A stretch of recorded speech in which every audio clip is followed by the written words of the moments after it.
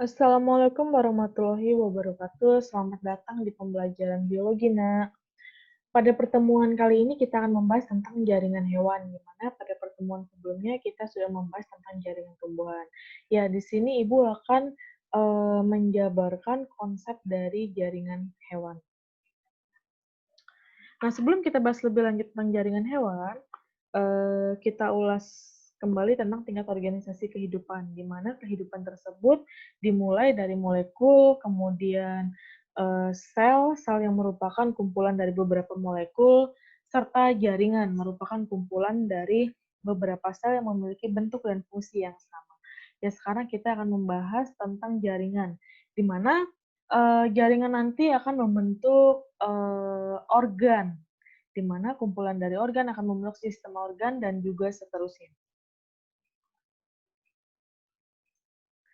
Nah, ini adalah beberapa contoh dari jaringan yang dimiliki oleh manusia, di mana pada gambar ini merupakan jaringan ikat longgar, kemudian jaringan lemak atau jaringan adiposa, yang selanjutnya ini ada jaringan darah, di sini ada sel darah putih, kemudian ada sel darah merah, ada plasma darah. Selanjutnya di sini ada jaringan ikat padat. Ada jaringan ikat padat, kemudian juga ada jaringan tulang rawan, serta ada jaringan tulang keras. Nah, apa sih jaringan hewan? Atau apa sih itu jaringan? Untuk kalian masih ingat, nah ya? Ya, jaringan merupakan kumpulan sel-sel yang memiliki bentuk dan fungsi yang sama. Beberapa jaringan akan berkelompok membentuk organ. Selanjutnya, pengelompokan jaringan penyusun tubuh hewan atau manusia.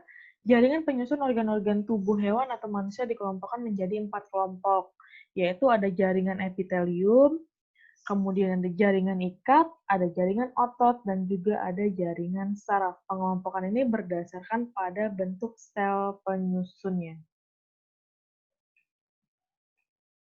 Yang pertama akan kita bahas adalah jaringan epitelium. Ya, jaringan hewan, jenis jaringan yang umumnya dimiliki oleh vertebrata atau bertulang belakang dan manusia ada 4 macam jaringan, yaitu ada jaringan epitel, jaringan ikat, jaringan otot, dan juga jaringan saraf. Yang pertama, jaringan epitel merupakan jaringan yang melapisi permukaan tubuh serta membatasi rongga tubuh. Ya, jadi jaringan epitel ini ada yang terletaknya di permukaan paling luar dan permukaan yang bagian dalam. Yang biasanya kalian sebut kulit, itu merupakan suatu susunan dari jaringan epitel. Jaringan epitel yang melapisi lapisan luar tubuh disebut epitelium, jaringan epitel yang melapisi rongga tubuh disebut mesotelium, dan jaringan epitel yang melapisi organ tubuh disebut endotelium. Jadi ada macam-macam jaringan epitel bergantung letaknya. Epitelium lapisan luar pada tubuh, kemudian mesotelium itu pada rongga tubuh, dan endotelium itu pada organ tubuh. Yang pertama ada jaringan epitelium. Jaringan epitel biasanya berikatan dengan jaringan ikat yang dihubungkan oleh membran dasar yang terdiri dari lamina basalis dan lamina reticularis. Ingat ya, nah, yang namanya jaringan epitel sudah pasti letaknya di bagian paling luar. Itu ada namanya epitelium. Kemudian tersusun sangat rapat satu dengan yang lainnya. Bisa kalian lihat pada gambar. Di sini merupakan contoh dari jaringan epitel, susunannya sangat rapat, terikat antara satu dan yang lainnya. Yang bagian ungu ini adalah inti selnya. Kemudian lapisan sel selalu menghadap ke permukaan. Jaringan epitelium terdiri dari 2 komponen, lapisan sel dan lapisan bawah, yaitu membran basal tempat melekatnya lapisan sel. Ini membran basal, melekatnya lapisan sel yang nantinya juga berikatan dengan jaringan ikat. Kemudian ada avaskular tanpa pembuluh darah, dan regenerasi tinggi. Jadi jaringan epitelium ini bisa melakukan regenerasi sel atau perbaikan sel-sel yang telah rusak. Nah, fungsi dari jaringan epitel melindungi jaringan di bawahnya dari kerusakan, mengangkut zat-zat antar jaringan atau rongga yang dibatasinya. Pada saluran pencernaan, jaringan epitelnya dapat mengeluarkan enzim. Ini pada beberapa saluran pencernaan. Nah, macam-macam jaringan epitel. Jadi jaringan epitel ini memiliki beberapa bentuk berdasarkan dengan letak dan juga fungsinya. Berdasarkan strukturnya ada 3 macam. Epitel pipih, yaitu bentuknya pipih, nukleusnya bulat dan terletak di tengah. Atau bentuknya pipih, inti selnya terletak di tengah. Kemudian epitel silindris, bentuknya seperti batang, nukleusnya bulat berada di dasar sel. Ada epitel kubus, bentuknya kubus, nukleusnya bulat, besar, dan berada di tengah. Ya, jenis-jenis jaringan epitelium. Jaringan epitel diklasifikasikan berdasarkan jumlah lapisan sel yang menyusunnya. Ada epitel selapis dan ada epitel berlapis. Kemudian, jaringan epitel diklasifikasikan berdasarkan bentuk sel yang menyusunnya. Ada epitel pipih, kemudian ada epitel kubus, epitel pipih, epitel kubus, dan epitel silindris. Epitel pipih. Berdasarkan lapisan penyusunnya, epitel pipih selapis. Lapisannya hanya satu lapis namun rapat sekali. Fungsinya untuk difusi, osmosis, filtrasi, dan sekresi atau fungsinya sebagai transport zat. Terdapat di jaringan epitelium. Pada pembuluh limfa atau getah bening, pembuluh darah kapiler, selaput pembungkus jantung, paru-paru, ginjal, dan juga selaput perut. Nah, kalau yang pada gambar ini terdapat pada selaput perut.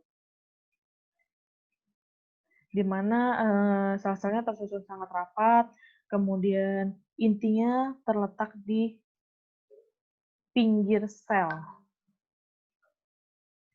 Kemudian epitel pipih. Berdasarkan lapisan penyusunnya, epitel pipih berlapis banyak, lapisannya banyak dan tersusun sangat rapat.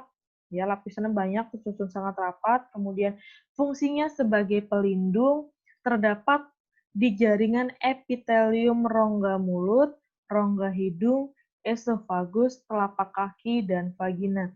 Nah, untuk epitel pipih berlapis banyak ini lebih banyak terdapat pada organ-organ yang berlendir ataupun yang memiliki mukus.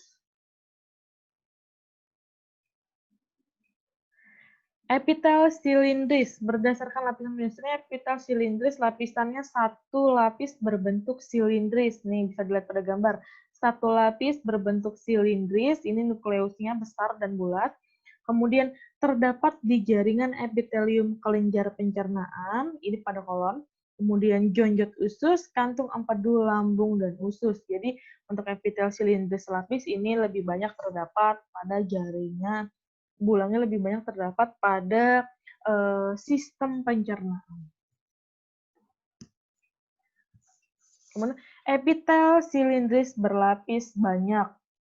Jadi kalau yang tadi epitel silindris lapis, kalau yang ini epitel silindris berlapis banyak, di mana lapisannya itu sangat banyak. Kemudian fungsinya sebagai pelindung dan sekresi terdapat di jaringan epitelium, laring, faring, trakea, dan juga kelenjar ludah. Epitel kubus, dari namanya sudah pasti bentuknya kubus.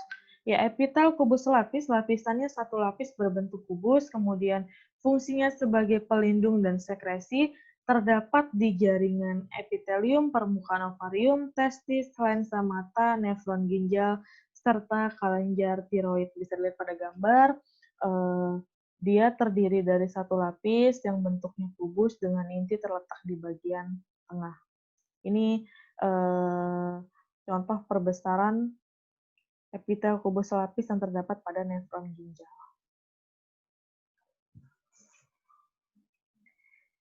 Epitel kubus berlapis banyak. Lapisannya banyak, fungsinya sebagai perlindungan gesekan dan pengelupasan, absorpsi ataupun sekresi. kemudian terdapat di jaringan folikel ovarium, permukaan ovarium, testis, saluran kelenjar minyak, serta kelenjar keringat pada kulit. Nah, yang pada gambar ini terdapat pada kelenjar keringat pada kulit. Ini perbesarannya, di mana terdiri dari banyak lapisan sel yang bentuknya kubus, sehingga disebut epitel kubus berlapis banyak. Nah, di sini ada epitel transisi, disusun oleh berlapis-lapis sel, tidak dapat dikelompokkan karena bisa berubah dan permukaan lapisannya bisa menggembung. Terdapat pada epitelium, ureter, uretra, saluran pernafasan, serta kandung kemih. Nah, jaringan epitel peralihan ini dia antara bentuk pipih berlapis banyak dan juga jaringan epitel silindris berlapis banyak. Ibu ulangi, jadi jaringan epitel peralihan antara bentuk pipih berlapis banyak dan silindris berlapis banyak ini terdapat pada vesika urinaria, ureter, uretra, saluran pernafasan, serta kandung kemih. Kandung kemih itu vesika urinaria. Jadi tidak hanya epitel yang memiliki bentuk pasti, namun ada juga yang bentuknya peralihan. Selanjutnya, epitel kelenjar. Jadi jaringan epitel khusus yang berperan dalam sekresi senyawa untuk membantu proses fisiologis. Kelenjar ada dua, yaitu endokrin atau hormon tidak mempunyai saluran khusus, contohnya timus, adrenal, kemudian paratiroid, dan juga tiroid. Eksokrin ada saluran khusus, contohnya ludah, keringat, pankreas, dan feromon. Jadi ini yang terdapat di kelenjar-kelenjar. Selanjutnya kita bahas jaringan ikat. Jadi itu tadi tentang beberapa jaringan epitel. Jaringan ikat paling banyak terdapat di dalam tubuh, fungsinya sebagai penyokong dan memperkuat jaringan tubuh, kemudian pelindung, menyimpan energi sebagai tempat sirkulasi. Jaringan ikat juga tersusun dari matriks dan sel-sel penyusunnya, yang akan kita pelajari di slide selanjutnya.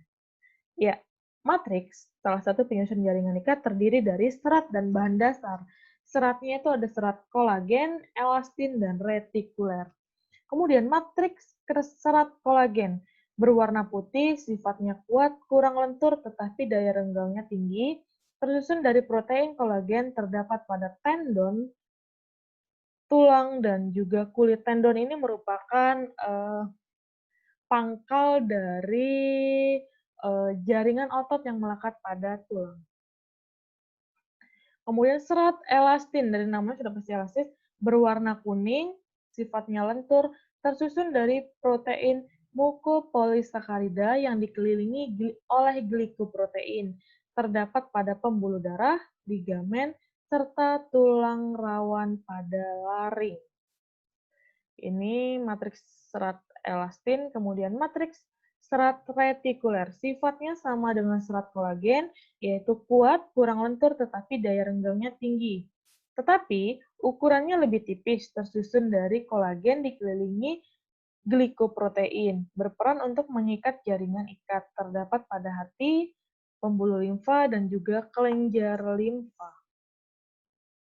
Nah, bahan dasarnya adalah asam mukopolisakarida yang mengandung asam hyaluronat, kemudian kondroitin sulfat. Itu adalah bahan dasar penyusun dari matriks. Kemudian asam hyaluronat berfungsi sebagai pengikat air, sebagai pelumas, dan peredam benturan. Juga berfungsi sebagai media yang dilalui oleh bahan makanan dan zat buangan antar sel. Semakin banyak kandungan asam hyaluronat, matriks menjadi lentur. Sebaliknya, semakin banyak kondroitin sulfat, matriks menjadi kaku. Bahan dasar ini berbentuk larutan homogen setengah cair. Ini adalah bahan dasar penyusun dari matriks. Nah, sel-sel jaringan ikat. Jadi, jaringan ikat disusun oleh beberapa sel yaitu ada sel fibroblast yang merupakan sel berbentuk serat yang berfungsi untuk sekresi protein. Ingat, sel fibroblast ini berfungsi untuk sekresi protein. Kemudian ada sel lemak atau sel adiposa, sel khusus untuk menyimpan lemak. Sel plasma, sel yang memproduksi antibodi dan antigen.